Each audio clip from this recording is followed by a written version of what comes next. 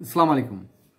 ভারতের সাথে আমাদের যে বাণিজ্য দীর্ঘদিন যাবৎ চলছে, বর্তমান যে একটি সংকটময় সময় আমাদের ভারতের সাথে, সেটার ব্যাপারেও সরকারকে প্রশ্ন করেছে। বিশেষ করে অর্থ উপদেষ্টাকে প্রশ্ন করা হয়েছে সাংবাদিকদের পক্ষ থেকে যে বর্তমান যে সংকট আছে তাতে কি ভারত থেকে চাল, পেঁয়াজ, তারপর আদা, অন্যান্য জিনিস আসার কোনো প্রতিবন্ধকতা আছে কিনা।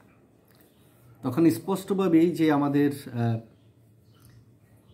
যে অর্থ উপদেষ্টা আছেন সালেউদ্দিন আহমেদ, তিনি বলেছেন যে না, ভারতের সঙ্গে বাণিজ্য ইস্যুতে রাজনীতি প্রবেশ করবে না। তিনি কনফিডেন্স সহকারে তিনি বলেছেন যে ভারতের সাথে যে আমাদের যে বাণিজ্য নীতি আছে সেখানে রাজনীতি স্পর্শ করবে না। এবং এটি আমরা চাই যে প্রতিবেশী দেশে যা উৎপাদন হয় এবং উৎপাদনের যে অতিরিক্ত আছে তারা বিশ্বের বিভিন্ন দেশে সেগুলো রপ্তানি করে। বাংলাদেশেও রপ্তানি করবে, এটা তো প্রতিটি রাষ্ট্রেরই আমদানি এবং রপ্তানি আছে। তো সেখানে রপ্তানি করলে বৈদেশিক মুদ্রা অর্জন হবে। যেমন আমরা চা রপ্তানি করি, কিংবা চামড়া রপ্তানি করতাম, পাট রপ্তানি করতাম, কিংবা আমরা এখন গার্মেন্টস যে আইটেম আছে সেগুলি বিশ্বের বিভিন্ন দেশে আমরা রপ্তানি করি। সেখান থেকে আমাদের টাকা এসে সেটা আমাদের অর্থনীতিতে একটা শক্তিশালী অবস্থান নিশ্চিত করে। এটি তো স্বাভাবিক।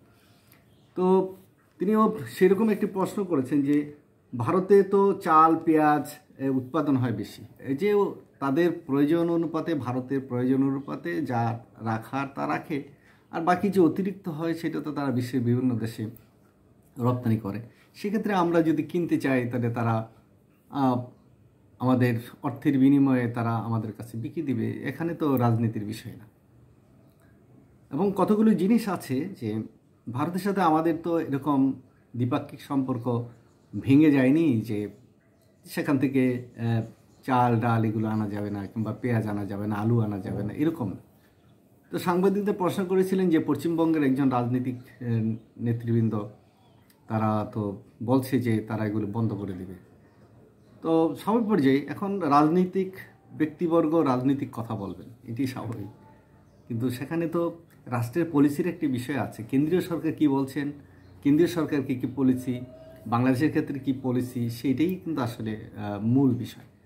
তো সেখানে আমাদের বাণিজ্যে অর্থ উপদেষ্টা আছেন, তিনি স্পষ্ট করে বলেছেন যে বাংলাদেশের সাথে বর্তমান যে সম্পর্ক আছে সেই সম্পর্কটা অবশ্যই কিন্তু বাণিজ্য করার মতন অবস্থা। এমন না যে বাণিজ্য স্টপ করে দেওয়া হয়েছে।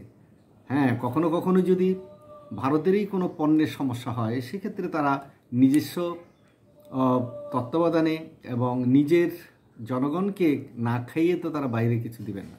কিন্তু যেটা উদ্বৃত্ত থাকবে, অতিরিক্ত থাকবে, সেটা তো নিশ্চয়ই দিবে।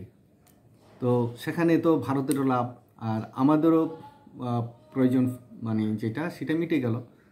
তাহলে দেখা যাচ্ছে যে বাণিজ্যের ক্ষেত্রে ভারতের সাথে আমাদের যে চলমান সম্পর্কটা এটা অব্যাহত আছে এবং থাকবে বলেই আমরা বিশ্বাস করি। আবার এদিকে স্বাভাবিক সম্পর্কের বার্তা নিয়ে আসতেছে আবার ভারত থেকে একটা প্রতিনিধি দল, যেটা পররাষ্ট্র সচিব নেতৃত্ব দিবে। সেখানে 10ই ডিসেম্বর, আজকে তো 5 তারিখ, আর 4-5 দিন পরেই পররাষ্ট্র সচিব পর্যায়ে আলোচনা হবে। আশা করি যে এই সমস্ত টুকটাক যে বিষয়গুলো আছে, ছোটোখাটো বিষয়গুলো আছে, সেগুলো সমস্যার সমাধান হয়ে যাবে। আর রাজনৈতিক মতপার্থক্য যদি কিছু থাকেই, সেটা সরকারের কথা বলবে। সেখানে বাণিজ্য নিয়ে সমস্যা হওয়ার কথা না, কারণ এটা একটা মানবিক বিষয়ও পৃথিবীর রাজনীতিতে। এবং কতগুলো রাষ্ট্রগত ঐক্য আছে যে মানবিক সাহায্য, মানবিক যে সমস্ত বিষয়গুলো, খাদ্য, ওষুধ, এই সমস্ত বিষয়ের উপরে যুদ্ধ বিগ্রহ চলাকালীনও কিন্তু এম্বার্গো দেওয়া হয় না কিংবা যায় না। যেমন ফিলিস্তিনের যে গাজা এবং ইসরায়েলের সাথে যুদ্ধ চলছে, কিন্তু সেখানে কিন্তু খাবার দাবার, অর্থাৎ সাধারণ মানুষের কষ্ট যাতে না হয় সেই জন্য বিশ্বের বিভিন্ন সংস্থা কিন্তু সেখানে খাবার দাবার ব্যবস্থা করছে, ওষুধপত্রের ব্যবস্থা করছে। সেই ক্ষেত্রে সরকারিভাবে কি ইসরায়েল সরকার সেটাকে বাধা দিচ্ছে না।